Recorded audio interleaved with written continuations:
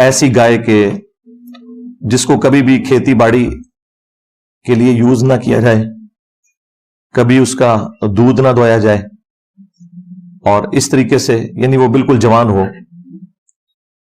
ان کی جو اپنی شریعت ہے ٹیمپرڈ فارم میں، اس کے تحت کم از کم اس کی عمر 3 سال ہوگی تو وہ اس کی قربانی کریں گے، اور وہ اپریل 2024 کے اندر اس کی عمر 3 سال ہو جائے گی سب کی.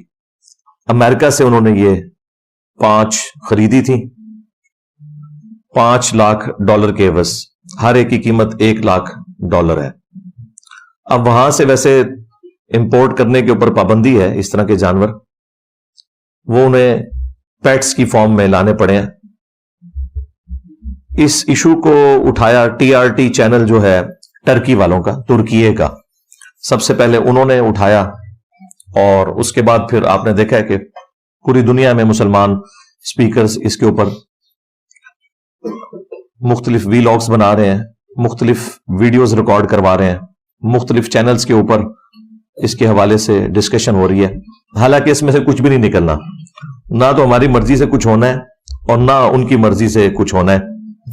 لوگ ڈرے بیٹھے ہیں. وہ لوگ جن کا ایمان قرآن کے اوپر تھا، وہ یہودیوں کی ایکٹیویٹی کی وجہ سے پریشان ہے کہ کہیں دجال ہی نہ نکل آئے. دجال کو نہ کوئی مسلمان نکال سکتا ہے، نہ کوئی یہودی نکال سکتا ہے.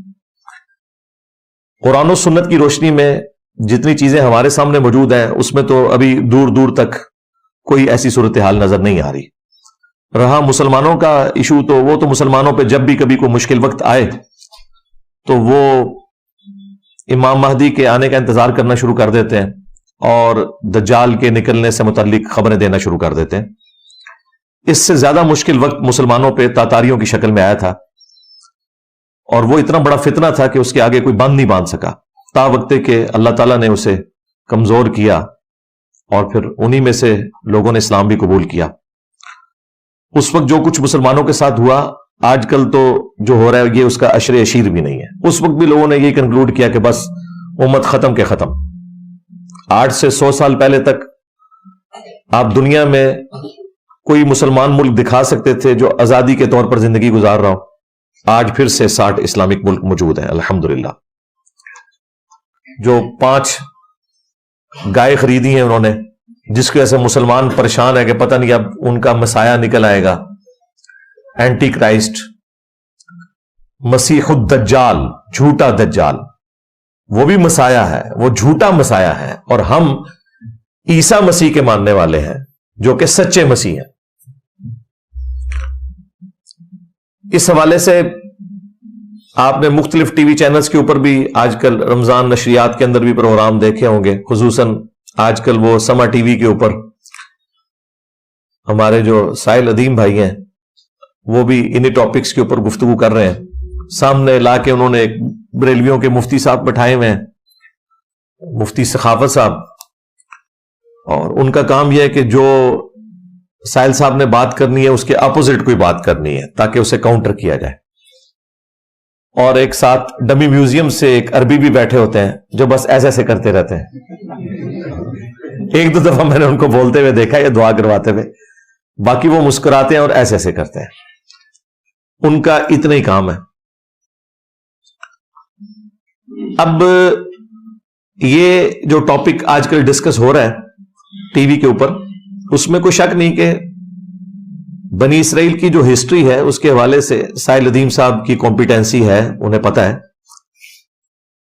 چند ایک معاملات میں ہمیں ان سے اختلاف ہے، لیکن اوورآل اس حوالے سے ان کا جو نالج ہے وہ ایکسٹرا آرڈنری ہے. اور ظاہر ہے علماء کو تو ان چیزوں کا پتہ ہی نہیں ہے کہ یہ فرسٹ ٹیمپل کون سا تھا، سیکنڈ کون سا تھا، کس طریقے سے یہ سارے کے سارے معاملات ہوئے. حالانکہ قرآن حکیم میں ان ساری چیزوں کا ذکر موجود ہے. سورہ بنی اسرائیل کے پہلے رکوع کے اندر اللہ تعالیٰ نے بنی اسرائیل کے اوپر جو 2 عروج اور 2 زوال آئے ان کا ذکر کیا ہے کہ کس طریقے سے اللہ تعالیٰ نے کافروں کے ذریعے ان کی پٹائی کروائی. وہ دوبارہ سے ہیکل سلیمانی کو تعمیر کرنا چاہتے ہیں، لیکن جہاں پر یہ یروشلم میں بیت المقدس ہے، جہاں آپ کو ایک گولڈن ڈوم نظر آتا ہے جس کے نیچے وہ چٹان ہے جس سے اللہ کے محبوب علیہ السلام معراج پر تشریف لے گئے تھے، اور اس سے چند 100 میٹر کے فاصلے کے اوپر ایک مسجد ہے جس کا ڈارک گرین کلر کا یا آلموسٹ بلیک کلر کا چھوٹا سا گنبد ہے، وہ اصل میں مسجد اقصی ہے۔ ویسے تو اس پوری پہاڑی کو ہی مسجد اقصی کہا جاتا ہے۔ نبی الاسلام کے زمانے میں پراپر کوئی مسجد نہیں تھی۔ جب سورہ بنی اسرائیل میں مسجد اقصی کا ذکر ہے، ایلیا کا یا یروشلم کا، تو مسجد اقصی کا مطلب ہے دور کی مسجد۔ وہ پورے پہاڑ کو ہی حرم کہا جاتا ہے۔ جس طریقے سے بیت اللہ شریف صرف جہاں ہم طواف کر رہے ہیں مطاف، وہ حرم نہیں ہے، پوری مکے کی سرزمین حرم ہے۔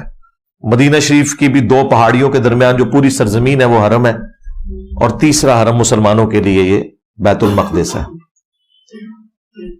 بیت المقدس مسلمانوں کا قبلہ اول نہیں ہے، یہ قبلہ اوسط ہے۔ مسلمانوں کا قبلہ اول خانہ کعبہ شریف ہے، ابراہیمی قبلہ۔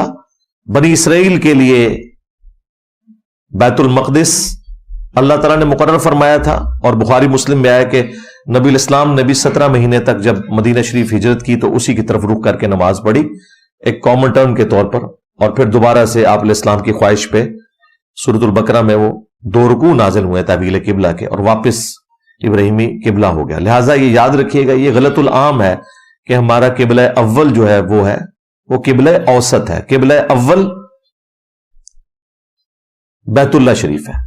سورہ آل عمران میں واضح ہے کہ پہلا گھر جو اللہ تعالیٰ نے مقرر کیا کہ لوگ وہاں آ کر عبادت کریں، جو ساری انسانیت کے لیے ہدایت ہے، وہ ہے جو کہ بکہ کے اندر ہے۔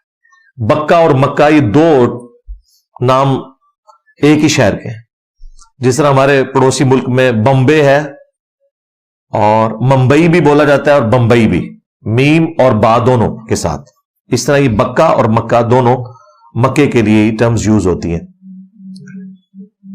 اور بخاری مسلم میں بھی موجود ہے، نبی الاسلام نے کہا سب سے پہلا گھر جو تعمیر کیا گیا وہ بیت اللہ شریف ہے، اور اس کے بعد پھر فرمایا بیت المقدس، جسے مسجد ایلیا بھی کہا جاتا ہے، مسجد اقصی بھی کہا جاتا ہے، اور ان کے درمیان 40 سال کا وقفہ ہے۔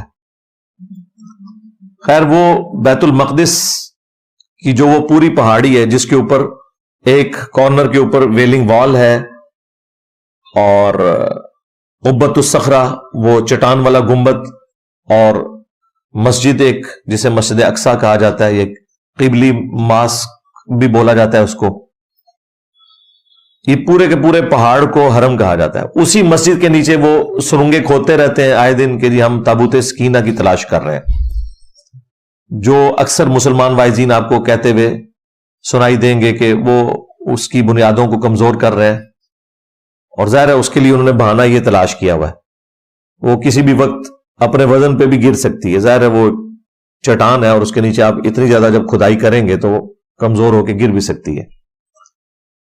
خیر، وہ ڈائریکٹلی بھی گرا دیں تو اس وقت تو پاور میں ہے، سیدھی سی بات ہے۔ یہ جو اپریل 2024 کا لوگ انتظار کر رہے ہیں کہ وہاں پہ انہوں نے جو 5 ہائفر منگوائی ہوئی ہیں گائے، ان کی قربانی کرنی ہے، اور اس کے بعد انہوں نے وہ ایکٹیویٹی پرفارم کرنی ہے، ٹیمپل کی تعمیر دوبارہ سے شروع کر دینی ہے، اس کے لیے قربان گاہ بھی انہوں نے بنا لی ہے۔ تو این ممکن ہے کہ یہ ایکٹیویٹی پرفارم ہی نہ ہو سکے، اگر ہو بھی جائے تو ضروری نہیں ہے کہ اس کے بعد وہ اگلا معاملہ بھی وہ چلا سکیں، یہ خواہش بڑے عرصے سے ان کی چل رہی ہے، اور اگر وہ بھی کرنے میں کامیاب ہو جائیں تب بھی اس کا کوئی دجال کے نکلنے کے ساتھ تعلق نہیں ہے، وہ اللہ نے اپنی مرضی سے ہی نکالنا ہے جب بھی نکالنا ہے۔ ہاں، ان کا یہ عقیدہ ہے کہ اس کے بعد جب تیسرا ٹیمپل بن جائے گا تو ہمارا مسیح آئے گا، یہ ان کا عقیدہ ہے، یہ مسلمانوں کا عقیدہ نہیں ہے۔